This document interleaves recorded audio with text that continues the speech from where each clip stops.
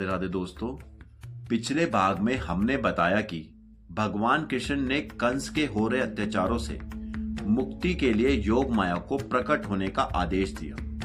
योग माया भगवान की प्रमुख शक्ति है। वेदों में कहा गया है कि श्री भगवान की अनेक शक्तियां हैं। ये विभिन्न शक्तियां बाहर तथा भीतर से कार्य कर रही हैं और योग माया समस्त शक्तियों में प्रमुख है।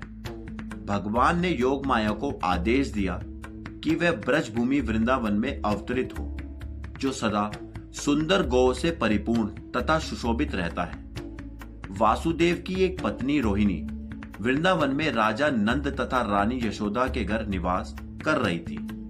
कंस के अत्याचारों से भयभीत होकर न केवल रोहिणी अपितु अन्य अनेक यादव वंशी सारे देश में बिखर चुके थे।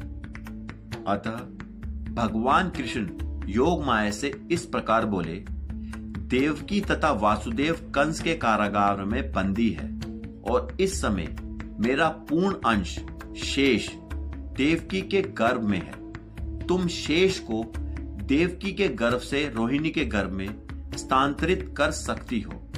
इस व्यवस्था के बाद मैं अपनी समस्त शक्तियों के सहित स्वयं देवकी के घर में अवतरित होने जा रहा हूं। फिर मैं देवकी तथा वासुदेव के पुत्र के रूप में प्रकट होऊंगा और तब तुम वृंदावन में नंद यशोदा की पुत्री के रूप में प्रकट होना। इन पंक्तियों का अर्थ यह है कि भगवान पहले ही अपनी शक्ति का अवतार भेज चुके थे, जिसे शेष बलराम कहा गया है। भगवान योग माया से बोले कि बलराम को देवकी के गर्भ से निकालकर रोहिणी के गर्भ में पहुंचाना है।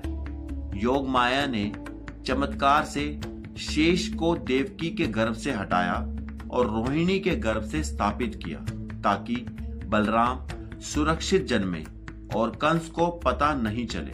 योग माया ने भगवान की योजना के अनुसार बलराम को देवकी से रोहिणी के गर्भ में स्थानांतरित किया, ताकि कृष्ण अवतार सुरक्षित हो सके।